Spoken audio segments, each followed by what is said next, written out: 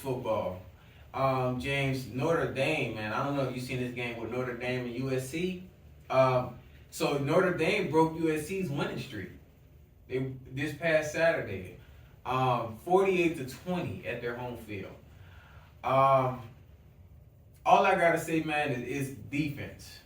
They played major defense in this game, Notre Dame, man. Even though it's a home game and kind of what I just said, everybody plays good at home games, but man, they were on it. Did you watch this game? I saw the highlights of the game, and also was reading some articles on it.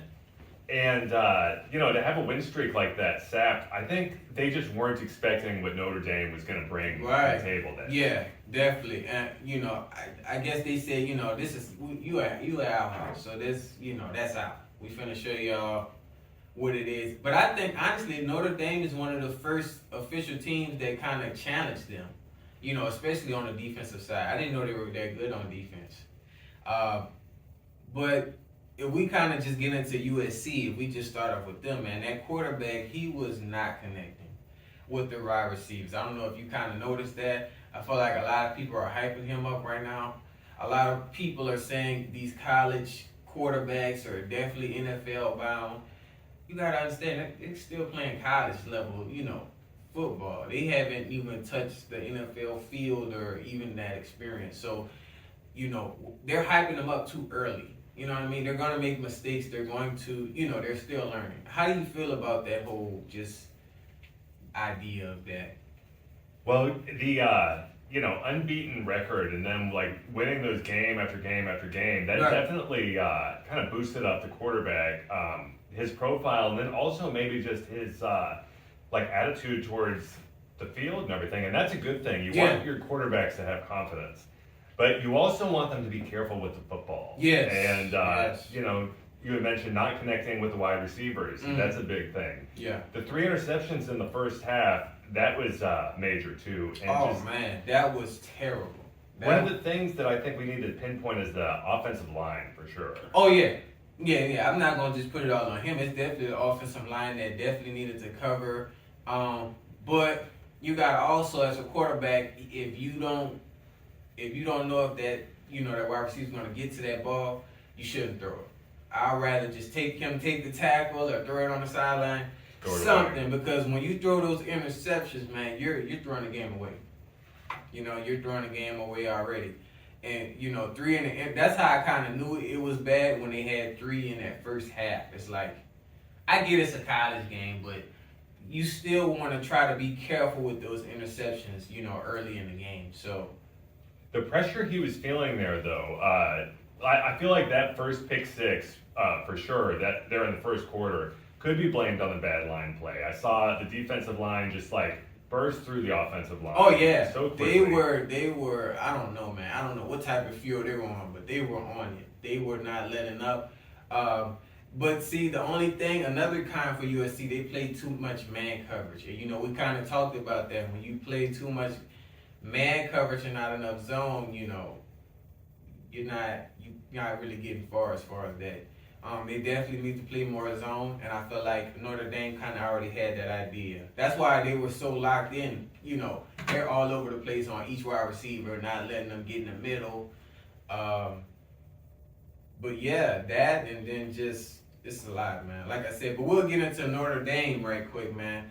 Their defense was on 10 beginning of the first half, and that's kind of how you always want to play in the beginning of the game. Have your defense kind of doing most of that work, so that way that second half, the offense can kind of just take it. They can take it away, My defensive player for Notre Dame was definitely Watts. Oh yeah. That pick six in the first quarter, and then in the second quarter he got another interception. Then later on he got a fumble recovery for a touchdown. Yeah, he was on it. He's definitely going to go far for sure. They played more zone on defense, like how we said, covering everybody. They played with confidence, man. And that quarterback, we're going to get into him too. He just played with authority. He threw the ball with authority. He connected with his receivers. You can tell they had a good connection going. The whole team, we got this. This is what we do. And then they just played more aggressive to me, as far as more than USC. But like I said, players of the game, like you said, definitely got to do the Watts with 2 interceptions.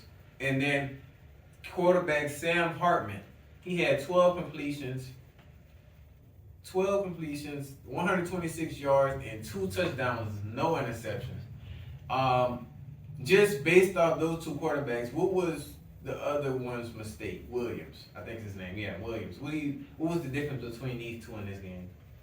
Well, it could be an issue of confidence, but then also, I keep thinking about that offensive line. Yeah. So the departure of center Brett Nealon and then also guard Andrew Voorhees. Yeah.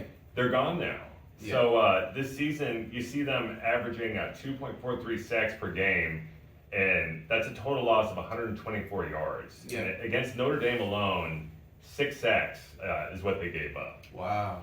Yeah, they weren't playing. They were not playing.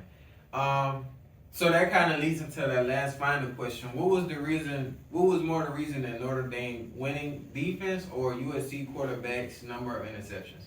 What do you think caused them more like to win that game? I would say defense for sure. Yeah, and defense. like the defensive line play was fantastic. Yeah. Considering the corners were just covering so well. Yeah. Yeah, definitely. They definitely had a good game plan. A good defensive coordinator, obviously, for them. There was a lot of good offensive stuff, though, and even special teams. We saw, at Notre Dame, the kick return by Price. I thought that was a thing of beauty for a touchdown. That was fantastic. Yeah, that kind of just showed you they just play with confidence. I guess they kind of, like I said, they at home, so they already know like they're finna show out. Finna lock them in. And to kind of break that streak is like, it's not too bad because they're a pretty good team. But if it was like a team like, that wasn't so hot, it's like, dang, But because of their fans and their following, and I guess just the culture behind the team, do you feel like Notre Dame has an advantage when they're playing home games? Yeah, no doubt, most definitely. That crowd was so hype. Everything was I think so.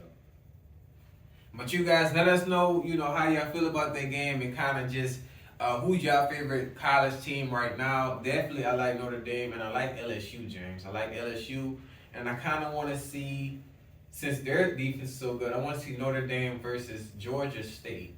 That would be a good game as well.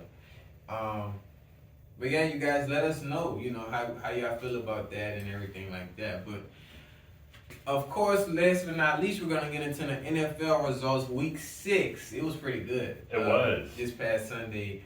We're going to get into both our teams, actually. So let's do